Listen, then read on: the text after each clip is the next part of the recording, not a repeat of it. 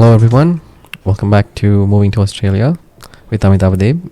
I'm your co-host Arun Belur, and in the studio with me is Amitava. Hi Amitava. Hi Arun, good afternoon, how are you? I'm good. How was your weekend? Yeah, was good. Can't remember what I did. How was your weekend? My weekend was alright. I was busy with the kids. Took them to an aqua park and... Oh, you hurt yourself. No, I kind of pulled my back.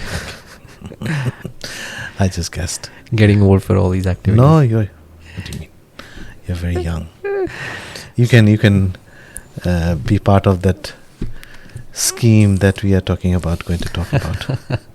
Yeah, so today's podcast would be about the MATE scheme, which is the Mobility Arrangement for Talented Early Professional Scheme. Mm-hmm. So tell us a bit about what this scheme is all about. So this is an arrangement for young professionals from India right now, only India. And I think they have chosen the acronyms similar to the Australian term MATES.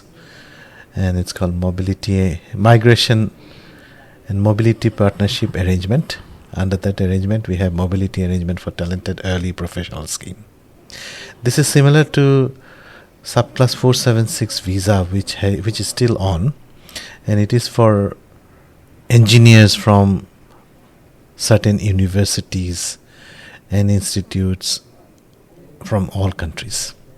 Yeah, and especially the institutes that come under Washington Accord. The 467 you're talking 476. About, yeah. 476. Yeah. So it seems to be very similar, but I think the world has moved on. It was very engineering and IT based, right? As we knew when I was studying. But now there is more focus on specific areas like renewable energy, mining.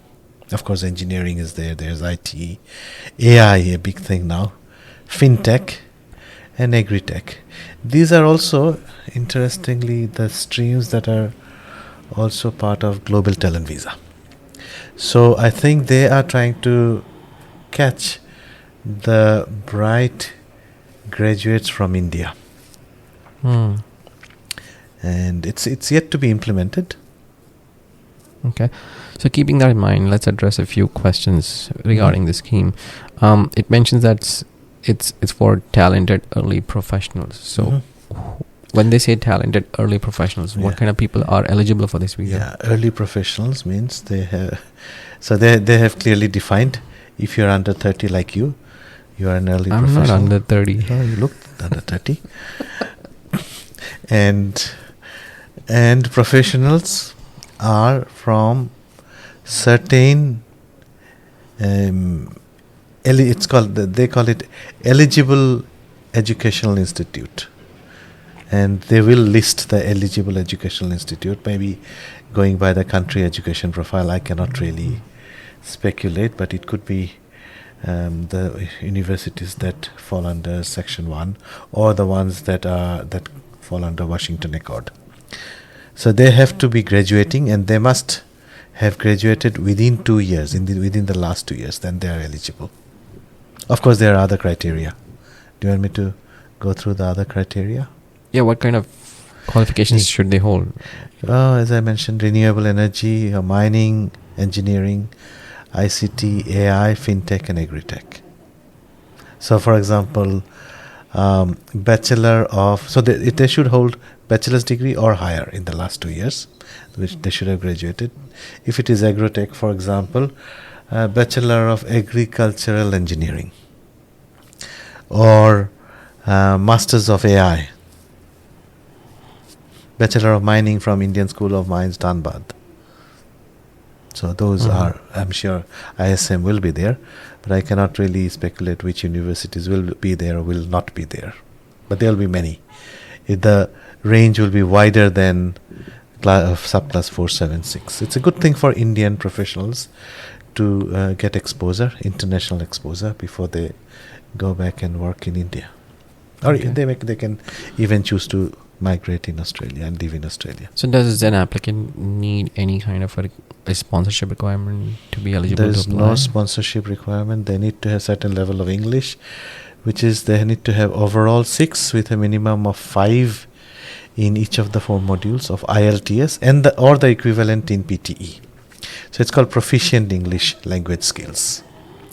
And I read somewhere that they may need to have an expression of interest lodged, and there could be a selection criteria which is not yet announced. So when an applicant holds a visa under this scheme, what kind of activities can that person take over while they're in Australia? They can come here and work. There's no sponsorship requirement. Nothing. It is expected that they would fill in certain gaps as well while getting exposure, international exposure in Australia. So it's a win-win situation for both the countries, and it is going to be reciprocal. I'm yet to see what kind of reciprocal arrangement Indian government will put in place. This visa is valid for how many years? It is valid for 2 years, and you can get it only once. So how many visa places are available for this program in a calendar year? There are 3,000 planned per program year. No, not calendar. Program year coincides with the financial year. So July to June. July to June. So 3,000 is a good number. So someone on this MATES program, if they hold this visa, can they bring along dependents? I mean, their family? Yes, they can. If the person is married, they can bring their spouse and children. So MOFU, Member of Family Unit in Australian Migration Act, is defined to be spouse and children only. So parents are not part of my family unit. A lot of people can think that they can bring parents. So the answer is no. Now the spouse, when he or she arrives to Australia on this visa, are they eligible to work here? Yes. They will have equal rights to work. And is the visa that is extended to the dependents also, does that become a part of the 3,000? No, places? that doesn't. 3,000 is just per application. For the primary applicants only? Yeah. The dependents are not counted as a part of that? Well, dependent and the applicant together is one quota. Okay. So when it says 3,000 places, it means places for 3,000 applications. And each application is the primary applicant and his members of his family unit. Now, do people on this visa get to travel in and out of Australia multiple times? Multiple entry visa. So they can come and go. They have to make their initial entry within 12 months of the visa grant. And after they are in Australia, they can be here for 2 years. Okay. Now, someone who's on this visa is working here, let's say, and he wants to now extend his or her stay because they're quite happy with what they're doing here. Mm-hmm. Can they do that? Are they Yes. eligible to do that? Yes, absolutely. So the idea is that if they are here, they are making contribution and they find an employer ready to employ them, sponsor them, yes, they will be able to apply. Or even, they can apply as an independent, as part of the independent skill migration scheme, if they are eligible.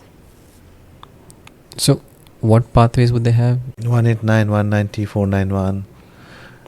If it is employer nominated, it could be 482, which is the temporary skills shortage. It could be employer nominated ENS visa, but that requires, I think, 3 years of experience. So they have many avenues to continue staying back here. Avenues, and some people may choose to study, continue higher studies, maybe do a PhD, enroll for PhD. So when they do decide to apply for another visa that helps them extend their stay, they can do it while they're in Australia. Yes. There is no requirement for them to leave the country and then apply for that. Usually, if a visa letter, grant letter, has condition 8503, they cannot apply for another visa when they are in Australia. So, if they do not have that condition, which probably is unlikely because I have not seen that anywhere. They should be able to apply for another visa. So just like any other substantial visa, when the term on this visa expires, they get onto the bridging visa till the time the new visa that they apply for is approved. So when they apply for a visa before their current visa expires, they will get a bridging visa which will not be active, but it will be granted, which will become active when the current visa expires, when the MITES visa expires. And then that is bridging visa A, which doesn't allow them to travel. So if they want to travel outside of Australia, they must apply for bridging visa B. Okay. How much does this visa cost? Is there any information available from the government so far? No, they will. Once they do have the details sorted out, they will let us know what the cost will be. It's not yet known. And when do you expect this scheme to commence between the two nations? They have not indicated. The news came out on 23rd of May this year, and usually in April or November they have all these announcements. There is no such announcement this November. I mean, we're almost end of November. There's no set time frame yet. No. So maybe April, who knows? Next year. April 2024. Yes. No, I'm just guessing, okay. Hmm. I'm not saying it will be April. So, do you know about 476? No. Yeah. There's a lot of people apply for 476. As part of 476, if someone is not, suppose they are not part of that 3,000 numbers, they were not selected. So there's nothing to worry. So I thought I will also spend a little bit of time discussing Sure. if there is any other option. So basically, if they're engineering, if they're studying engineering, 4 years of engineering degree from an institute which is accredited under Washington Accord, and that one can find out by going to the website of National Board of Accreditation. It's called nbaind.org. And on that website, they can find out if their course is accredited under Washington Accord. It has for that particular year when they graduated. If so, then they can apply for subclass 476, which is a much simpler one. It does not have it may not have the expression of interest criteria. How long is that visa valid for? That is the same thing. Same time frame? 2 years? 2 years. And do you remember how much it costs? Yes. I think it's 465 Australian dollars, so it's not so expensive. And same thing, they should have graduated, I think, in the last 2 years. Yeah. In the eligible educational institute Mm-hmm. that they have to graduate from, that list is available online? So online there's a finite list which is regardless of whether it is under Washington Accord. And for India it's Benares Hindi University, Anna University, Chennai, Indian Institute of Science, Bangalore, Indian Institute of Technology, Kharagpur, Indian School of Mines, Dhanbad. Only these 5 are listed. I don't know what the basis is, in addition to all the Washington Accord. And interestingly, there are 1, 2, 3, 4, 5, 6, 7, 8, 9, 10, 11 universities from China, 2 from Iran, 4 from Chile. So there's a list, big list. Not big, And the age criteria for 476 is the same as it applies to the MATES program? 476 says they should be 30 years or younger, and the MITES program. Yeah. And 476 says 31 or younger. 31. So 1 year grace. So So now 476 is a good one. There are other ones. Do you want me to talk about the other Yeah, one? sure, if you have the So- time. So there is training visa. I'll just, before I go, training visa surplus 407. So this is for those who have recently graduated within the last 1 year. In the last 2 years they should have studied. Then they are eligible for surplus 407 provided there is an employer ready to sponsor them. So this is more like an apprentice or work experience that you do after you finish your studies. Okay. So that's the only one that requires employment sponsorship. Yes. Are the blessings of the employer. All right. It's been informative. Mhm. I know you have to go. You have a busy day, but thank you for your time. Thank you for joining me on the podcast. For those Thank of you who are you. listening, if you have not subscribed, please do so.